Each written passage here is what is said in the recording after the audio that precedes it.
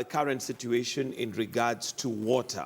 Now, this particular story is talking about a river, and this is River Thiba, which is in the Kirinyaga area, or runs through the Kirinyaga area. And the river water rationing in Embu sparks protests as drought bites hard. And this is to do with some farmers who are lower stream.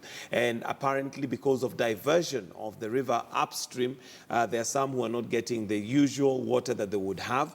But of course, the bigger picture here is the fact that we have a drought.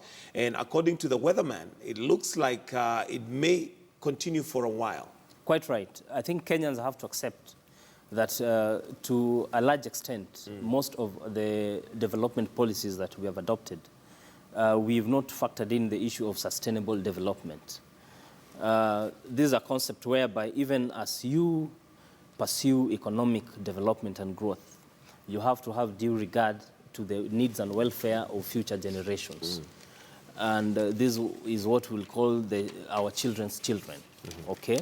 Because we inherited this globe from our forefathers, we owe future generations a debt to hand it over to them in a more better place. Right. So one problem which has aggravated the drought situation in Kenya is non-conservation of our water towers. A majority of them have been grabbed by private developers.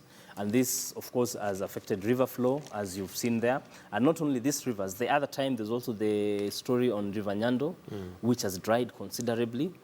Water levels in Lake Victoria has dwindled over the years. So it is high time the agencies tasked with these duties, such as the Kenya Water Towers Agency, NEMA, the Ministry of Environment, I think they ought to wake up and crack the whip. We need to protect our water towers, we need to conserve our environment for future generations. And it's rather unfortunate because it looks like we keep getting into this quagmire every single time. It's like we don't have a plan. And I remember talking to one gentleman who is, I think he's Dutch, but he was saying the reason why we keep getting into one of these problems is because Africa is favored in terms of the weather. Yes. And as a result, it makes us careless. We don't plan for it.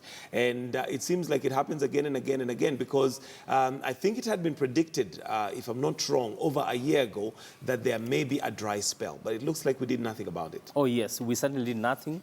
We are taking for granted nature's gift. You only need to travel to other Asian countries like Singapore, for example, which is very hot and humid. These people have set up artificial forests. They've never had the privilege of having a natural forest, but they've used technology to put up an artificial forest. Sometime back, there's an advert that runs in one of the radio stations where a child talks about an elephant, all right? And talks about that elephant as something which is already extinct. Right. That is the reality which we are faced with.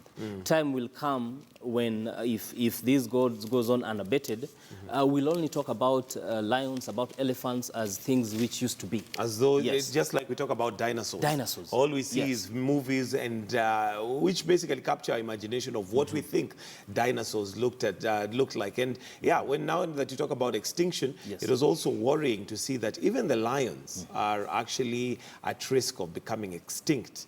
But I guess as humanity, we seem to have eaten ourselves to a point where we may actually be extinct with time at the rate at which we are going. Oh, yes. All right.